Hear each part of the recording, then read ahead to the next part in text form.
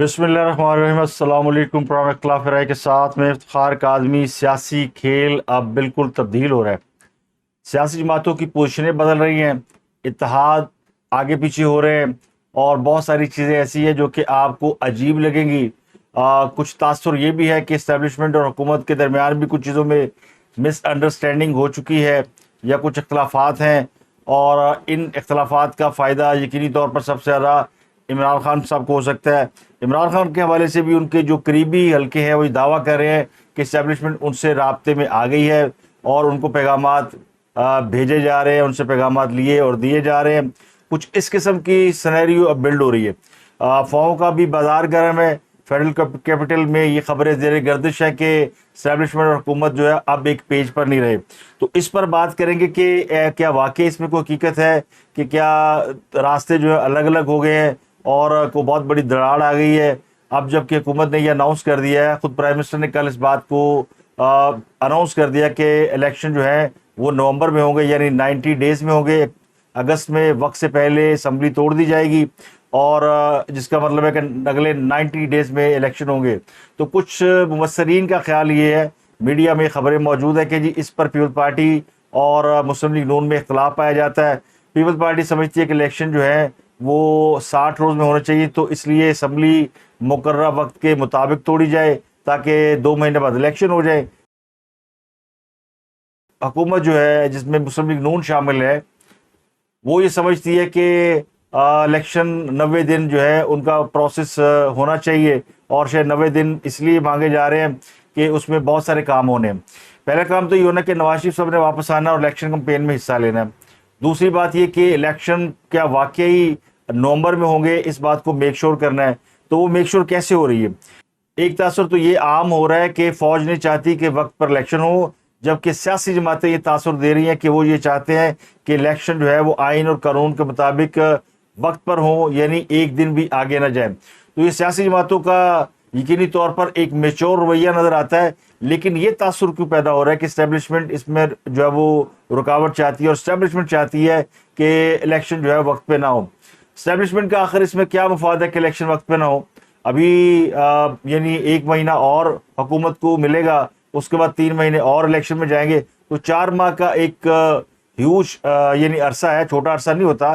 4 माह में बहुत कुछ हो सकता है। लेकिन वो कौन से ऐसे मामला है जिन पर इनके अंदर इख्तलाफात के बारे में खबरें हैं, पाए जाते हैं या नहीं पाए जाते, ये अलग बात है।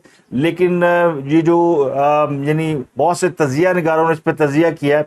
मैंने भी आपको खबर दी थी कि एक तो बहुत बड़ा जवाब है वो है मरदमशुमारी का, और अब तकरीबन सभी इस पर बात कर रहे हैं कि मरदमशुमारी अगर नोटिफाई हो जाती है तो फिर इलेक्शन जो है वो नई मरदमशुमारी के मुताबिक होंगे, तो उसका मतलब है वो नवंबर में नहीं हो सकते।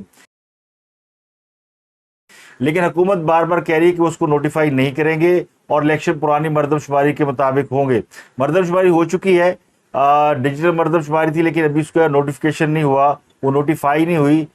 उसकी क्या वजह है? उस पर कुछ जमातों को तहफ़्फ़ुज़ात है, ख़ासकर एमक्यूएम को, और एमक्यूएम ने दोबारा अपने एरियाज़ में ये मरदमशुमारी कराने के लिए कहा था। तो दोबारा भी मरदमशुमारी जो है वो उसका अमल हो चुका है। अब उस मरदमशुमारी के मुताबिक हल्का बंदियाँ होंगी, यानी तो मरदमशुमारी मुकम्मल हो गई है, लेकिन हल्का बंदियों में इनको 3 से 4 माह का अरसा दरकार होगा। तो ये इलेक्शन इसलिए प्रॉबेबली इसके बारे में कहा जाता है कि निगरान सेटअप आएगा और वो कुछ लंबे अरसे के लिए चलेगा। वो 3 माह के लिए नहीं, वो 6 माह के लिए हो सकता है या वो इससे भी ज़्यादा हो सकता है। तो एक तो मरदमशुमारी के ऊपर यानी ये जवाज़ है इलेक्शन को प्रोलॉन्ग करने का, लेकिन इस पे हुकूमत ये कह चुकी कि हम इसको नोटिफाई नहीं करें, पुरानी मरदमशुमारी के मुताबिक इलेक्शन होगा, तो ये रास्ता तो तकरीबन बंद हो जाएगा। लेकिन क्या एस्टेब्लिशमेंट ऐसा ही चाहती है? ये है सबसे बड़ा क्वेश्चन मार्क। एक इस मसले के ऊपर लोग कह रहे हैं कि इख्तलाफ है, और फौज शायद इस बात को ये चाहती है कि जब तक मईशत ठीक ना हो उस वक्त तक जो है वो कोई नई हुकूमत ना आए। अब अगर निगरान हुकूमत को ये प्रोलॉन्ग करेंगे तो निगरान तो किसी भी सूरत मईशत को ठीक नहीं कर सकते। मईशत ठीक करने का वाहिद रास्ता ये कि एक ऐसी हुकूमत जिसके पास पूरा मैंडेट हो, इसके अलावा कोई हल नहीं है। वो चाहे हुकूमत किसी की भी हो, लेकिन जो भी हुकूमत इलेक्शन जीतने के बाद इक़्तिदार में आए, वो एक मैंडेट लेकर आए, एक मंशूर लेकर आएगी, और उसके पास वो अगला 5 साल का अरसा होगा। तो 5 साल का अरसा इस बात की गारंटी होता है कि किसी के साथ भी अपना मामला डील करेंगे तो उनको कम से कम ये यकीन होगा कि ये लंबा अरसा हमारे साथ चलेंगे। लेकिन जो हुकूमत खुद 3 से 6 माह के लिए आई हो या 9 माह के लिए आई हो, उसके वो मुआशी मामला दुरुस्त नहीं कर सकती। ये जो बहुत से लोग खबरें फैला रहे हैं और वो कहते हैं जी कि मईशत जो है प्रायोरिटी है। यस, मईशत इज प्रायोरिटी, लेकिन मेरा ख्याल है कि ये सोच लिया गया है कि मईशत ठीक करने के लिए वो अवामी वोटों से मुंतखब एक हुकूमत जो कि 5 साल के लिए हो, उसको पूरा मैंडेट दिया जाए। और मईशत के ऊपर वैसे भी यानी सबका इत्तफाक हो चुका है। इमरान खान साहब के अलावा, उनकी जमात के अलावा तमाम सियासी जमातें चार्टर ऑफ इकॉनमी के ऊपर इत्तफाक कर चुकी हैं, इसीलिए ये इत्तेहाद बना था और उसने हुकूमत भी चलाई। तो ये पहला मसला। लेकिन ये मसला यहाँ ख़त्म नहीं हो रहा। नाराज़गी कहीं कहीं नज़र आ रही है, और नाराज़गी नज़र आ रही है निगरान सेटअप के ऊपर। नाराज़गी महसूस हो रही है अफ़गानिस्तान के मामलात के ऊपर। पाकिस्तान ने एक यानी पाकिस्तान की जो इस्टेब्लिशमेंट है उसकी एक पोजीशन नज़र आना शुरू हो गई है कि वो क्या है। वो पोजीशन नज़र आ रही है IMF के साथ जो मामलात हुए हैं उसके बाद से, कि पाकिस्तान जो समझता है कि अफ़गानिस्तान जो है उनके साथ पाकिस्तान के जो मामलात है वो अच्छे नहीं हैं, और इस सरहदी इलाकों में पाकिस्तान के ऊपर बड़े हमले हो रहे हैं और बहुत सारे फौजी जवान शहीद हो रहे हैं, तो इनको रोकना ज़रूरी है। तो पाकिस्तान अपने सरहदी इलाकों में ऑपरेशन करना चाहता है और यकीनी तौर पर इससे पड़ोसी मुल्क अफ़गानिस्तान भी इफ़ेक्ट होगा। तो अफ़गानिस्तान के हवाले से जो पाकिस्तानी फ़ौज का जो बयान था आर्मी चीफ का, सिपह सलार का, उसकी शिद्दत बड़ी दूर तक महसूस की गई है।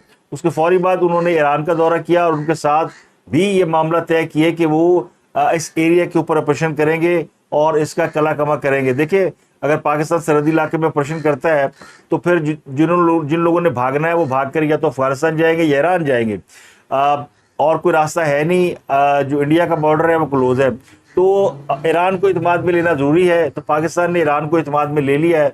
इससे पहले भी जब अमेरिका ने अफ़गानिस्तान के अंदर ऑपरेशन किया था तो तालिबान भागकर ईरानी इलाकों में चले गए थे जहां उनको वो महफूज हो गए। अमेरिका ने उन इलाकों में अटैक नहीं किया कि वो ईरान की टेरिटरी के अंदर थे। तो अब मेरा ख्याल है इसके ऊपर अंडरस्टैंडिंग हो गई है, इसके ऊपर बात तय हो गई है। तो लेकिन पाकिस्तान की जो कोलिजन गवर्नमेंट है, जो कि इत्तेहादी गवर्नमेंट है, उसमें मौलाना फजलुर रहमान JUI उनका बड़ा अहम रोल है। उन्होंने इस पर तहफ़्फ़ुज़ात का इजहार किया। उन्होंने कहा कि ये तो यानी अफ़गानिस्तान हमारा ये ब्रादर इस्लामी मुल्क है, उनके साथ बात करनी चाहिए, उनके साथ मामला ठीक करना चाहिए, उनके हवाले से बयान ठीक नहीं है। तो ये बुनियादी तौर पर उन्होंने इस्टेब्लिशमेंट के बयानिए के हवाले से अपनी एक राय दी है। लेकिन बहुत से लोग समझ रहे हैं कि मौलाना फजलुर रहमान इस बात से खुश नहीं है कि फ़ौज ऐसे बयान क्यों दे रही है, तो ये इस्टेब्लिशमेंट के साथ उनकी लड़ाई की वजह बताई जाती है। तो ये भी तासुर है। तो ये बहुत सारे जो इंप्रेशन है ना, वो मैंने इसलिए कहा कि आपको अब चूंकि इलेक्शन मोड में आ गई हैं चीज़ें और हर एक ने अपनी अपनी बोली बोलनी है और अपने अपने वोटर को इम्प्रेस करना है, अपना अपना बयानिया लेके चलना है, तो आपको ये चीज़ें मुख्तलिफ हिस्सों में बढ़ती हुई नजर आएंगी और हर एक का अपना अपना अलग पॉइंट ऑफ व्यू होगा। पीपल पार्टी अलग पॉइंट ऑफ व्यू के साथ आएगी, मुस्लिम लीग अलग पॉइंट ऑफ व्यू के साथ आएगी, JUI अलग पॉइंट ऑफ व्यू के साथ आएगी, और PTI का यकीनी तौर पे अलग पॉइंट ऑफ व्यू है। अब ये सारे अगर आप पूरे सिनेरियो को देखें तो लोग ये समझ रहे हैं कि इस्टेब्लिशमेंट और हुकूमत जो है वो अलग अलग हो चुके हैं। तो जाहिर है अब वो जिम्मेदारियां ख़त्म हो गई। अब 1 महीना अगर हुकूमत के पास रह गया तो अब हुकूमत कितना भी जोर लगा ले, कोई ऐसा बड़ा काम नहीं कर सकती जिसका वो क्रेडिट ले सके। अब जो कुछ भी करेंगे वो इलेक्शन के खाते में जाएगा। हाँ, वो सड़कों का इफ्ताह करें, कोई और काम करें, कोई प्रोजेक्ट लगाए, लोग कहेंगे जी इलेक्शन मुहिम चला रहे हैं। अब मुस्लिम लीग नून का जो पॉइंट ऑफ व्यू है वो ये कि हमने मुल्क को दिवालिया होने से बचा लिया। यकीनी तौर पर एक बहुत बड़ा क्रेडिट है, लेकिन इस क्रेडिट को उन्होंने वोट बैंक तो उनको ऑलरेडी है, लेकिन इस क्रेडिट को उन्होंने कैसे कैश करना है, ये उनका असल काम होना है। और इसमें जो सबसे बड़ा किरदार होना है वो होना है नवाज शरीफ साहब का। लेकिन नवाज शरीफ अभी तक पाकिस्तान वापसी के हवाले से कोई वाज़िया लाइन नहीं उन्होंने ली हुई, और ना ही प्राइम मिनिस्टर साहब ने कल ये बताया कि अगर हम वक्त से पहले असम्बलियाँ तहलील कर रहे हैं तो नवाज शरीफ कब वापस आएंगे, क्योंकि इस मामले में सिर्फ एक ही चीज़ इलेक्शन को मेक श्योर करती है। यानी अगर आपको ये यकीन करना हो कि वाकई इलेक्शन होंगे तो एक काम होना है कि नवाज शरीफ वापस आना। अगर नवाज शरीफ वापस नहीं आ रहे तो समझे इलेक्शन नहीं हो रहे, मामला गड़बड़ है। लेकिन अगर वो वापस आते हैं तो इसका मतलब है कि वो फिर इलेक्शन होंगे। अब वो चूंकि उनको एक बात पे शिकवा तो है ना कि उनको उनके केसेस खत्म नहीं हुए, जो मामला सेटल हो सकते थे वो नहीं हुए, इसमें उनकी उस तरह हेल्प नहीं की गई, ना शायद एस्टेब्लिशमेंट ने इतनी ज़्यादा मदद की उनकी कि वो उनको वहाँ से रिलीफ दिला सकती कोर्ट्स के अंदर से। ना कोर्ट्स का ये रुझान है कि वो किसी को रिलीफ देते हुए नजर आए, उनका रुझान किसी और तरफ है। इसको अगर देखा जाए तो ये वाकई कुछ अच्छी खबरें नहीं है। अब निगरान के ऊपर मामला है। बाद लोग कहते हैं जी फौज चाहती है कोई इकोनॉमिस्ट उसको निगरान वज़ीर बना दें। अब इकोनॉमिस्ट आपके पास कौन सा बड़ा है? जो सबसे बड़ा इकोनॉमिस्ट है या जो सबसे बड़ा मशहद को समझने वाला बंदा है उसका नाम इसहाक डार है। वो इस वक्त पाकिस्तान का वज़ीर ख़जाना है। अगर उनकी हुकूमत ख़त्म होती है तो वो निगरान सेटअप में नहीं होंगे। अब उनके बाद अल्टरनेट क्या है? उनके बाद अल्टरनेटिव और क्या हो सकता है? उनके बाद अल्टरनेटिव हो सकते हैं फिर वो टेक्नोक्रेट हफीज शेख को बुला ले, रजा बाकर को बुला ले, किसी और को बुला ले जिनकी कोई पॉलिटिकल एफिलिएशन नहीं है और वो टेक्नोक्रेट्स हैं, लेकिन उस पे कोई सियासी जमात राजी नहीं होगी। यानी मेरा नहीं ख्याल कि मुस्लिम लीग नून उस पर राजी होगी या पीपल्स पार्टी उस पर, शायद पीपल्स पार्टी शायद मान भी जाए लेकिन मुस्लिम लीग नून इस पर नहीं मानेगी। तो फिर उनके पास ऑप्शन क्या रह जाता है? मुफ्ता इस्माइल भी हो सकते हैं क्योंकि वो किसी सियासी जमात के साथ नहीं है लेकिन वो पॉलिटिशियन है। तो इसीलिए जो हम ये सुन रहे हैं बातें कि बजाय किसी सहाफ़ी के और ब्यूरोक्रेट के किसी सीनियर सियासतदान को निगरान वज़ीर बनाया जाए जो माशी मामलात को समझता हो, तो वो आपको कोई और नाम नज़र नहीं आता। मुझे तो कोई नज़र नहीं आता। मिफ्ता इस्माइल जिन्हें कहते हैं वो इस वक्त अवेलेबल है। वो शायद इलेक्शन नहीं लड़ना चाहते, ना शायद खान अब्बासी लड़ना चाहते हैं। तो ये दोनों हो सकते हैं इस मुल्क में। ये दो ऐसे रहनुमा हैं जो कि निगरान सेटअप का हिस्सा हो सकते हैं। मुझे ये जो 3-4 लोग हैं जिन्होंने कोई यानी मुर्शिद के हवाले से सेमिनार भी किए थे, मुझे ये बड़े मशकूक लग रहे हैं। मशकूक इन द सेंस कि इनके नाम पूरा फाल निकल सकता है क्योंकि ये बड़े दिनों से कह रहे हैं कि जब तक मुल्क की मईशत ठीक नहीं होगी, और फिर ये अपनी पार्टी के साथ भी नहीं है, यानी पार्टी में है लेकिन अलग लाइन लिए हुए। मुस्तफा और नवाज कुकर तो पार्टी छोड़ चुके हैं। तो 3-4 लोग ऐसे हैं जो कि ये निगरान सेटअप में हो सकते हैं, निगरान सेटअप का हिस्सा हो सकते हैं, या इनमें से कोई निगरान वज़ीर भी हो सकता है। तो बहुत से नाम, कुछ इंसार बासी सब ने भी नाम दिए है। मैं उनको अभी देख रहा था कॉलम, तो वो कह रहे थे कि हफीज शेख इज आइडियल, रजा बाकर हो नहीं सकते। वो भी मुफ्ता इस्माइल का नाम ले रहे हैं कि वो भी अंडर कंसिडरेशन हो सकते हैं। लेकिन ये नाम मैं ऐड कर रहा हूँ, शाहिद खान अब्बासी और मुस्तफा नवाज खोकर। इनमें इनके अंदर ये सलाहियत है, ये पॉलिटिशियन है और सियासतदान हो सकते हैं। लेकिन जो बाज तजिया निगार हैं उनके नज़दीक स्टैब्लिशमेंट मोहसिन बेग साहब को प्राइम मिनिस्टर लाना चाहती है, और मोहसिन बेग को लाने का मतलब ये कि इमरान खान साहब के जो मामला है वो अंजाम तक पहुंचाया जाए। तो एक हद तक ये बात समझ में आती है कि अगर सिर्फ मुर्शिद की बात हो तो फिर तो शाहिद खान अब्बासी या मिफ्ता इस्माइल या हफीज शेख आइडियल हैं। लेकिन अगर बात मुर्शिद के साथ साथ इन मामलों को निपटाना है, जो एस्टेब्लिशमेंट की नज़र में कल्प्रिट है उनको पकड़ना है, तो फिर यकीनी तौर पर उनको वो बंदा चाहिए जो कि एक हाथ में वो कैलकुलेटर रखे और दूसरे हाथ में तलवार रखे। तो वो मोहसिन बेग साहब हो सकते हैं। लेकिन हुकूमती ज़राए और जो भी इस वक्त हुक्मरान तबका है वो ये समझता है कि हमने किसी सहाफ़ी को या किसी ब्यूरोक्रेट को हमने नहीं बनाना, ये इनके ज़रिए कोई और काम लिया जा सकता है। तो बेहतर है कि हम किसी सियासतदान को लेकर आए। सियासतदान जो है ना, वो सियासतदान का दर्द समझता है और वो आइन और कानून को भी समझता है। तो इसलिए यहाँ पे खेल थोड़ा सा मुख्तलिफ हो गया हुआ है। और हारून रशीद साहब ने खबर दी है। अब हारून रशीद जो है वो एक जर्नलिस्ट के तौर पे जाने जाते हैं, कॉलमिस्ट है, लेकिन जाहिर है वो यूथिया क्लब का हिस्सा है। और यूथिया क्लब के बहुत से लोग ये खबरें दे रहे हैं कि जी अब इमरान खान साहब से राब्ते हो रहे हैं और उनके साथ बातचीत शुरू हो गई है। कुछ रिटायर्ड जो यूथिया है, अस्करी यूथिया, उन्होंने भी ये कहा है जी कि फ़ौज जो है वो अब इस्टेब्लिशमेंट को कुछ समझ में आ गई है कि जी बैलेंस होना चाहिए। ये ना हो कि सारा वज़न एक पलड़े में डाल दिया जाए और दूसरा पलड़ा आप छोड़ दें, यानी उसको आप इग्नोर कर दें। तो अब इमरान खान साहब को दूसरे पलड़े में डाला जा रहा है कि जी ज़रा बैलेंस करके चला जाए। ये उनकी उनकी अपनी एक यानी सोच है, मार्केटिंग है।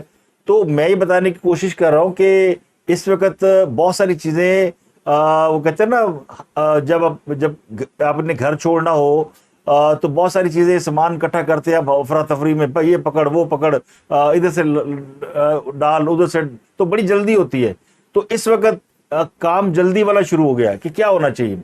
लेकिन जाहिर है हुकूमत ने निगरान सेटअप के हवाले से तमाम कार्ड अपने सीने से लगा रखे हैं, और आर्मी चीफ की जो इस वक्त तवज्जो है वो नज़र आती है कि वो सरहदी मामलात पे है, कोई ऑपरेशन भी शुरू हो सकता है। अब अगर निगरान सेटअप के होते हुए दो काम हो सकते हैं, मरदमशुमारी की अगर नोटिफिकेशन नहीं होता तो चले वो बहाना ख़त्म, लेकिन अगर ऑपरेशन शुरू हो गया सरहदी इलाके के अंदर और हालात जाहिर है उसके बाद आपको नज़र आएगा कि फ़ौज उस काम में लग गई है, तो फ़ौज इलेक्शन तो नहीं करा सकेगी, फ़ौज तो फिर ऑपरेशन में मसरूफ़ होगी। तो इलेक्शन कमीशन तो कहेगा जी भाई फ़ौज तो ऑपरेशन में मसरूफ़ है, तो इलेक्शन कौन कराएगा। तो ये भी एक नुक्ता है, और मेरा ख्याल अमेरिका ये चाहता है कि तालिबान को उनके जो वादा शिकनी उन्होंने की है उनकी सजा दी जाए, और पाकिस्तान जो है वो आमादा नज़र आता है, क्योंकि पाकिस्तान बहुत सफ़र कर रहा है। पाकिस्तान को ये कहा गया है कि ये जो दोहा मुआहिदा हुआ था ये तो हुआ था अमेरिका के साथ, ये पाकिस्तान के साथ नहीं हुआ था। जिसका मतलब ये कि अमेरिका के साथ ये मुआहिदा हुआ था कि दहशत गर्दों को या दहशतगर्द ग्रुपों को तालिबान कंट्रोल में रखेंगे और उनकी ज़मीन किसी जगह पे हमलों में इस्तेमाल नहीं होगी। तो ये अमेरिका के हवाले से था, पाकिस्तान के हवाले से नहीं था, क्योंकि पाकिस्तान में तो हमले कर रहे हैं। पाकिस्तान में तो भी इन्होंने पिछले दिनों बैक टू बैक हमले करके पाकिस्तान के 14-15 फौजी जवान शहीद किए हैं। जोब गैरिजन पे इन्होंने हमला किया है, पूरी छावनी पे कब्जा करने की कोशिश की है। तो ये कोई छोटी मोटी वारदात नहीं है। फौज जो कि 9 मई के वाकयात को बर्दाश्त नहीं कर पा रही, वो अपनी छावनी के ऊपर हमले को कैसे बर्दाश्त करेगी। उनके लिए तो एक और बड़ा चैलेंज बन गया है कि कोर कमांडर हाउस पर हमला करने वालों को पकड़े या छावनी के ऊपर हमला करने वालों को पकड़े। तो उनके नज़दीक ये भी एक यानी मामला है। तो ये सूरत हाल है जी। ये तो तय होगा कि इलेक्शन नवंबर में होंगे, प्राइम मिनिस्टर ने कह दिया, लेकिन उसके जो उससे पहले ये तासुर बिल्ड होना शुरू हो गया है कि इख्तलाफात पैदा हो गए हैं, और इसका फ़ायदा किसको होगा। इसका फ़ायदा यकीनी तौर पर इमरान खान साहब को होगा। अब इमरान खान साहब चौड़े में है, और इतने चौड़े में है कि उनके ज़ाहिर एक आज केस है 17 जुलाई को, एक उनका कल केस है फौजी अदालतों में ट्रायल के हवाले से। ये दो केसेस, दो बड़े बेंच सुप्रीम कोर्ट के बैठ रहे हैं, और आज तो खैर उनका नैब में केस है, और ख़ास अब नैब में नहीं जा रहे। जो मेरी इतला अभी तक कि वो नैब के सामने पेश नहीं हो रहे। नैब ने उनकी जो इंक्वायरी है वो इन्वेस्टिगेशन में तब्दील कर दी है, और उनको आज बुला रखा है, और जिसका मतलब ये कि अगर आज इमरान खान साहब नैब में जाते हैं तो पकड़े जाएंगे। गालिब इम्कान ये है, ज़्यादा चांसेस ये है कि इनकी गिरफ्तारी हो सकती है। तो ये नैब में नहीं जा रहे, ये कल जो मामला है सुप्रीम कोर्ट का उसको डील करेंगे, और फिर ये नैब के अगले नोटिस का इंतज़ार करेंगे। तो ये टाइम बाट कर रहे हैं। इमरान खान साहब को अब लग रहा है कि बस 3-4 महीनों की बात है, इसको मैं लटका लुटकू लूँ, और 1 महीना ही है, ये हुकूमत निकल जाएगी, निगरान आएंगे तो उनके मामला आसान हो जाएंगे। और 16 सितंबर से पहले जाते जाते बंदयाल साहब उन्हें कोई मामला में रिलीफ दे जाएंगे। एक तो वो समझते हैं जो सुप्रीम कोर्ट उनका 9 मई के हवाले से जो फैसला वो दे चुकी है कि वो उनको गलत गिरफ्तार किया गया था, तो उसको वो अपने हक में इस्तेमाल करने की कोशिश करते हैं। यानी ये इंपॉर्टेंट चीज़ है। इसके अलावा जो इनके अपने एक वज़ीर इत्तलात पंजाब में रहे फ़याज़ुल हसन चौहान, कल वो भी ये कह रहे थे कि वो इमरान खान के खिलाफ गवाही देने के लिए तैयार हैं। वो ये कहते हैं इमरान खान पे कच्चा हाथ नहीं डाला जाएगा, पक्का हाथ डाला जाएगा। तो एक तरफ तो ये हो रहा है, ये भी इत्तलात है कि इमरान खान साहब को नहीं स्पेयर किया जाएगा और पे पक्का हाथ डाला जाएगा, और इमरान खान साहब भी जो है वो इस बात का मौका नहीं दे रहे कि उनके ऊपर को हाथ डाला जाए। तो ये गेम बड़ी दिलचस्प हो गई है इस 1 महीने में। समझ ले कि ये अब वो अफरा तफरी का मौसम आ गया, अब भाग दौड़ शुरू हो गई है, और हर एक ने अपना अपना जो है वो यानी अपना अपना चूरन बेचना है। परवेज़ खटक ने सियासी जमात बना ली है, झंडा भी उन्होंने अपना सेलेक्ट कर लिया है, और उन्होंने अपनी जमात का नाम भी तय कर लिया है जिसका नाम होगा तहरीक-ए-इंसाफ पार्लियामेंटेरियंस। ये एक नई जमात जो है वो पीटीआई के लोगों की है। तो खैबर पख्तूनख्वा में पीटीआई को बहुत बड़ा एक कहते हैं झटका लगने वाला है, क्योंकि परवेज़ खटक जो है वो बहुत बड़ा सियासी खानवादा उनका, और वो पीपल पार्टी दौर हुकूमत में भी रहे हैं, उनकी फैमिली में सीएम भी रहे हैं, खुद वो सीएम रहे हैं, और उनका एक सियासी कद काठ है, तो वो भी पीटीआई के लिए बहुत बड़ा डेंट साबित हो सकते हैं। अब निगरान सेटअप 1 महीने के बाद जब आएगा तो अगले 3 महीने इमरान खान साहब के लिए और ज्यादा कठिन हो सकते हैं। यानी अगर निगरान आ गया वो जिसके हाथ में तलवार, तो फिर तो वो नहीं छोड़ेगा। फिर एक और मैं आपको बात बताना भूल गया, जाते जाते बता दूं कि एक तासुर ये भी है कि इमरान खान के खिलाफ जो एक्चुअली कार्रवाई होनी चाहिए थी उसमें हुकूमत ने सुस्ती बरती है, या हुकूमत ने जानबूझ के ज़्यादा उसमें तेज़ी नहीं दिखाई।